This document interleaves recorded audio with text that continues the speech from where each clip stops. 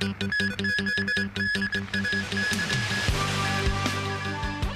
magnitude 2 earthquake rocks the city with its epicenter at Muiwa on Lantau Island. A couple appears in court in connection with the baby corpses in glass jars case. And British police arrest a man after a car crashed into the gates of Buckingham Palace.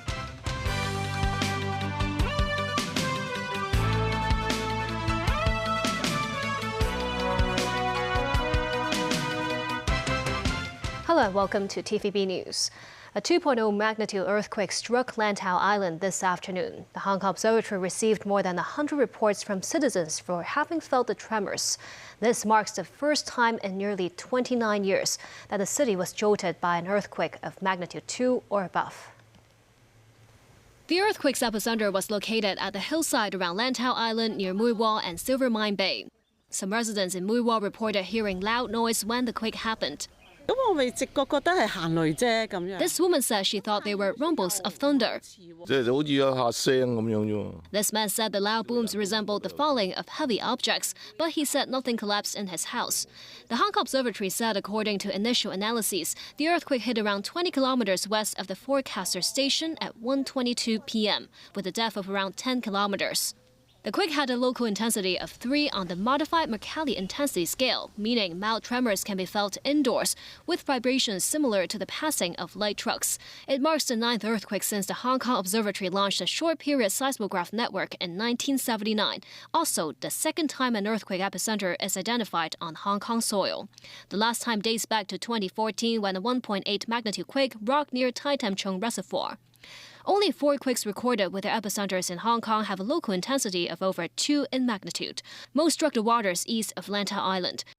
Yang Hongfeng, Associate Professor of the Earth and Environmental Sciences Program at the Chinese University of Hong Kong, said that's because of fault lines near the island and their tectonic movements could cause minor tremors.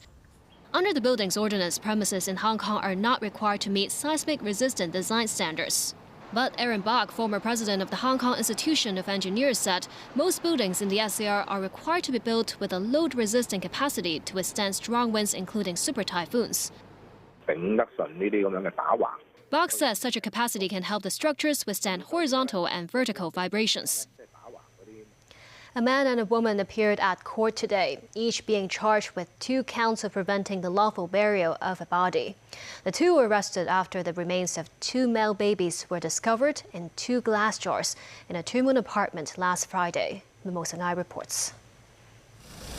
The defendants were taken to a Fenner Magistrates Court this morning. One of them, a 24-year-old man surnamed Lam, is a warehouse worker, while his 22-year-old girlfriend, surnamed Chow, is a public relations employee. The prosecution told the court that the couple prevented the lawful burial of a baby boy in Han Chun, Tin Shui Wai, in 2022. The 2 were also accused of preventing the lawful burial of another male infant at Mei Han Building in Tuen Mun sometime last year. Upon the prosecution's request, Magistrate Chan Ping Zhao has adjourned the case until June 3rd. The 2 defendants have been remanded in custody. Meanwhile, the cause of death of the babies remain unknown and further tests are needed to find the answer. DNA tests will also be performed to confirm whether the 2 deceased babies were the couple's children. The case came to light last Friday. Police received a report from a cleaner saying 2 dead infants were found inside 2 glass jars in an apartment at Mei Han Building in Tuen Mun. The jars were filled with an unknown liquid. A police official said according to a preliminary autopsy report, the infants were between 24 and 30 weeks old, and it's unclear whether they were stillborn or died after birth. Mimosa Ngai, TVB News. Following preliminary investigations, authorities suspect a 63-year-old woman died at Wafu Estate this afternoon after her clothes caught fire while she was cooking. The incident occurred in a housing unit of Wang Wing Building at the public housing estate. Police received reports from the woman's neighbors at around 12:30 p.m. saying they saw the woman outside her apartment after her clothes caught fire. The neighbors attempted to put out the flames with water and a fire extinguisher. Fire services personnel arrived on the scene shortly afterwards. Authorities found the woman with serious burn injuries on the floor and she was confirmed dead on site. Sources said she was wearing cotton-made home attire at the time while cooking with a gas stove. The police are still investigating the cause of the fire. The review of the Safeguarding National Security Bill continued at the Legislative Council today. Some lawmakers raised human rights concerns over the security law, permitting the police to submit an application to the court that can extend the detention of arrestees by 14 days. Timothy Lee tells us more. The city's legislative body entered into its fourth day of scrutinizing the Safeguarding National Security Bill. Under the new security law, the police have the right to submit an application to the court which could extend the detention of an arrestee by 2 weeks after the initial 48-hour detention. Authorities do not need to provide any information of the arrested individual during the application. A number of lawmakers question whether the measure conforms to the Hong Kong Bill of Rights Ordinance. This would give rise to a dispute. That is this in line with the Hong Kong Bill of Rights, Article 10 and Article 11? Whether the defendant is given the chance to have a fair trial. It is up to the court to make a decision. We are confident that the judge would make a decision after striking a balance and after considering the rights and the arrested person is entitled to. The arrested person may find a lawyer to represent him or her. Some others raise concerns about how the 2-week detention period was chosen. For the detention period of arrested person committing offenses endangering national security, have you made any reference to other jurisdictions? Because we are talking about 7 + 7 days of detention. In other jurisdictions, their detention period can be very long. So how do we justify the fact that the 14 days detention period is reasonable? We have made reference to the UK. Well, before a charge has been laid, the UK also imposed a 14-day detention period.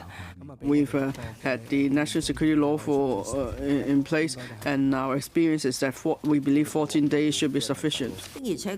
Meanwhile, some lawmakers question why the security law dictates that authorities can only cancel the SAR passport and professional qualifications of fugitives after they have fled for at least 6 months. The government stressed the likelihood of such fugitives returning to the city after fleeing for half a year is low, but noted that it may reconsider the decision. The Legislative Council will conduct further review of the security law in 4 sessions tomorrow. Timothy Lee, TVB News. Following the conclusion of the Chinese People's Political Consultative Conference yesterday, the second session of the 14th National People's Congress, the country's legislature held its closing meeting this afternoon. Attended by President Xi Jinping and other state leaders, the meeting was led by Zhao Leji, chairman of the National People's Congress Standing Committee. The draft resolution on the government work report, which focused on China's modernization and high-quality development with the promotion of new productive forces, was approved with 2,895 votes in favor, 2 against, and 3 abstaining. Other draft resolutions, including one on the State Council Organic Law Amendment, were all passed by the legislature. British police said on Sunday a man had been arrested after a car crashed into the gates of Buckingham Palace in central London. Grainy images on social media showed a car at the front gates of the palace. British media quoted a witness as saying they had heard a loud bang. They said the incident had occurred in the early hours of Saturday morning. The force said armed officers arrested a man at the scene on suspicion of criminal damage. They added that he was taken to hospital and there were no reports of any injuries and that inquiries are ongoing to establish the circumstances. Buckingham Palace said no member of the royal family was resident at the time of the incident and repairs to the gates were underway. The Associated Press and several other news organizations have pulled from circulation the first official photo of Kate, the Princess of Wales, since she underwent abdominal surgery nearly 2 months ago. This as the image appeared to have been manipulated. While there was no suggestion the image was fake, AP pulled the photograph from circulation because it did not meet its photo standards. The photo appeared on social media channels for the Prince and Princess of Wales at 9 a.m. Along with it was a message from Kate wishing everyone a happy Mother's Day, which was celebrated on Sunday in the UK. However, inconsistencies that suggested it had been altered were noticed. For instance, in the alignment of Princess Charlotte's left hand with the sleeve of her jumper. By early evening, AP and other news agencies decided to remove the image after examining it more closely. AP's editorial standards state that images must be accurate, and the news agency does not use altered or digitally manipulated images. Still ahead, Ramadan begins in the Gaza Strip with no ceasefire in sight. And Invest Hong Kong brought more than $60 billion of investment into the city last year.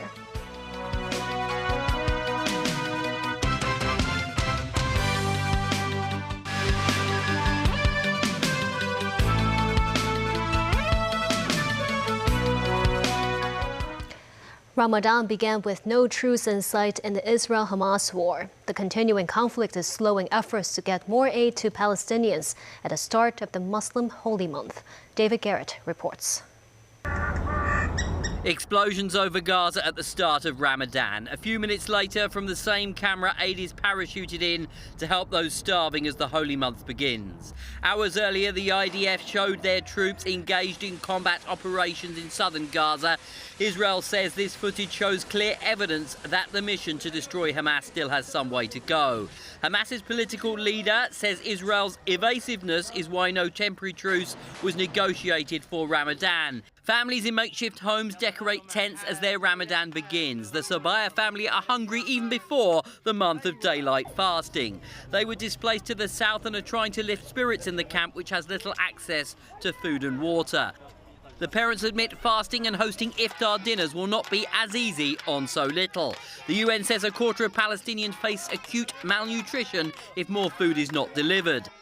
Help should be coming from here, but an aid ship belonging to Spanish NGO Open Arms that is due to transport 200 tons of food is still in port in Cyprus. The vessel was supposed to set sail as soon as possible on a 400-kilometre test run through a Mediterranean maritime corridor set up by the EU.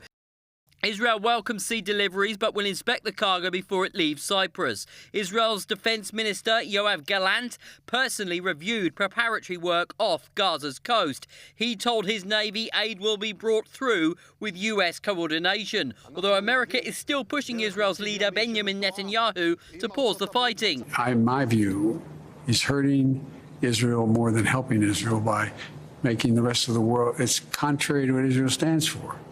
And I think it's a big mistake. So I want to see a ceasefire.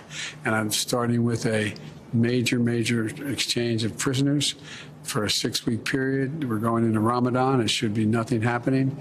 And we should build off of that ceasefire. Biden has told Israel to exercise restraint in their pursuit of Hamas and not make the same mistakes America did after September 11th. We went after bin Laden until we got him, but we shouldn't have gone into Ukraine. I mean, we shouldn't have gone into the whole thing in Iraq and Afghanistan. It wasn't necessary.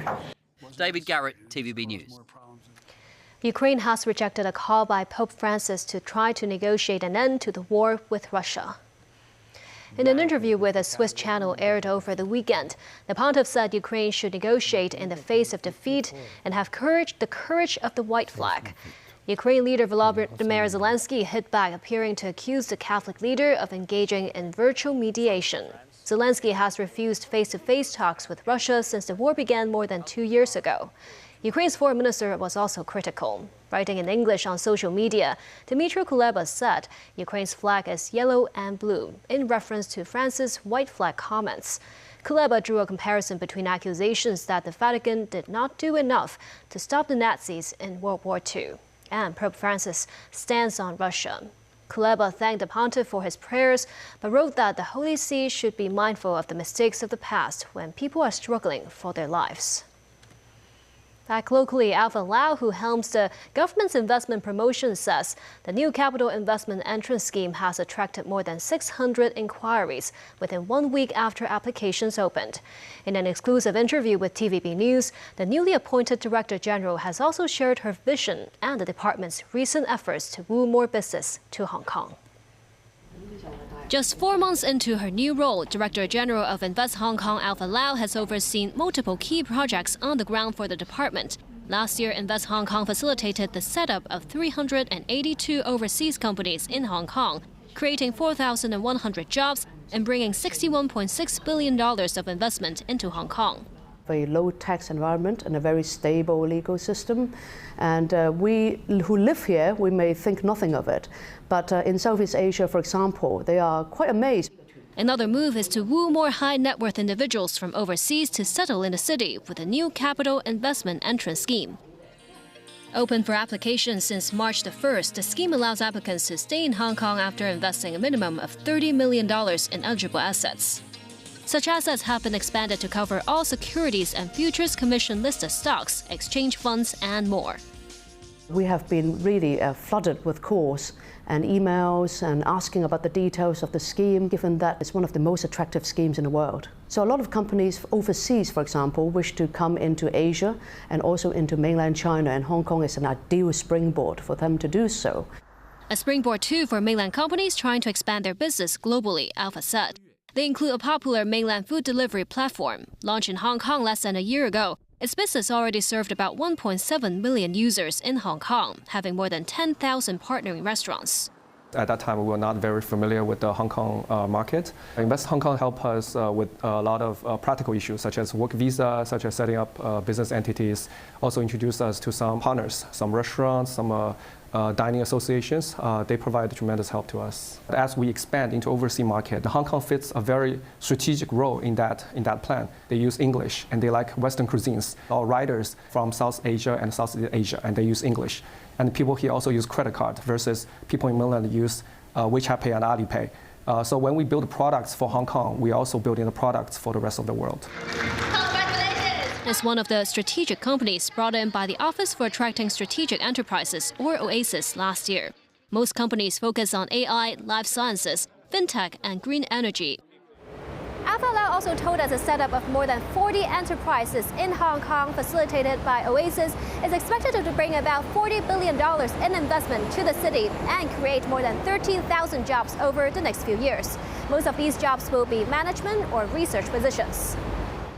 And that's the news. Thank you for watching.